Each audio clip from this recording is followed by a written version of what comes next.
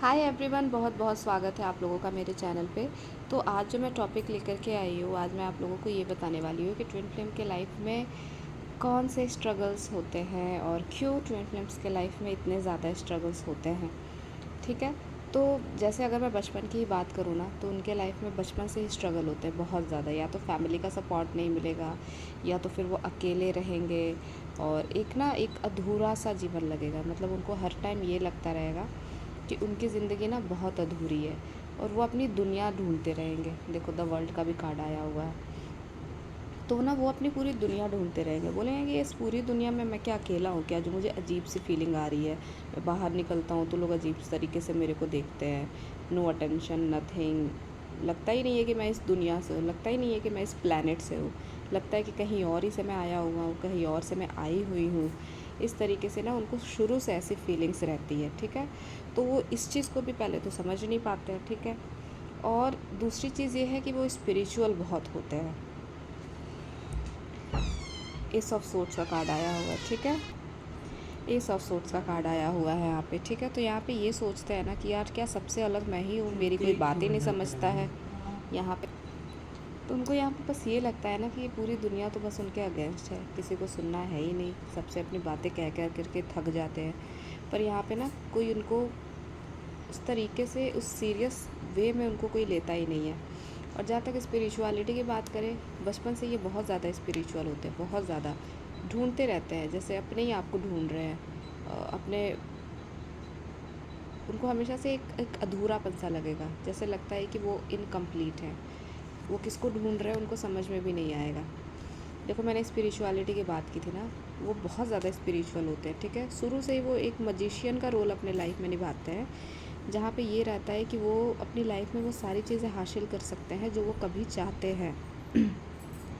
पर ये मजिशियन के स्टेज पे आने के लिए ना उनको बहुत सारे स्ट्रगल से गुजरना पड़ता है, जहाँ पे उनको ये समझना पड़ता है कि अगर इस स्टेज पे उनको आना है तो अपने आप को पूरी तरीके से क्लीन करना होगा। अपने अंदर की जितनी भी नेगेटिविटीज़ है जो जन्मों जन्म से चली आ रही है, उसको पूरी तरीके से क्लीन करके एक प्योर फॉर्म में आना पड़ता है।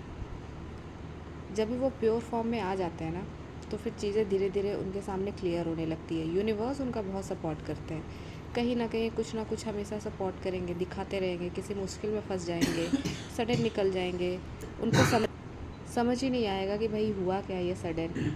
मतलब कुछ भी होता है और वो इन चीज़ों से निकल जाते हैं। कोई ऐसी शक्तियाँ हैं जो उनको सपोर्ट कर रही है, कोई ऐसी शक्तियाँ हैं जो उनको हमेशा सेव कर रही हैं। वो अपनी फैमिली में रहते हुए भी अकेलापन फ़ील करेंगे, और कोई फैमिली बनाने का शौक़ नहीं होगा, लेकिन हाँ ऐसा ज़रूर होगा कि वो अपनी दुनिया, अपने आप को ढूंढते रहेंगे। कोशिश करेंगे कि मैं उस चीज़ को ढूंढूं जहाँ पे मुझे अकेलापन फ़ील होता है। ठीक है।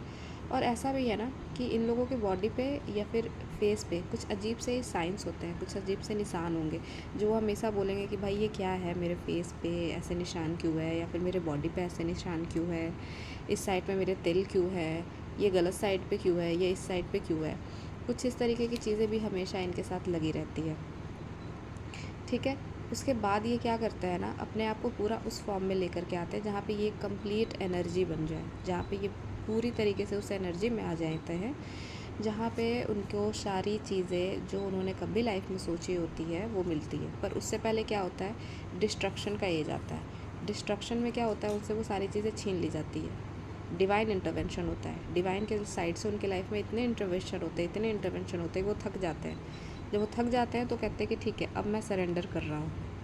उसके बाद वो सरेंडर मोड पे आते हैं, और जब वो सरेंडर मोड पे आते हैं ना, तो चीज़ें उनके साथ और मैजिकली और भी घटनाएं उनकी लाइफ में घटने लगती है।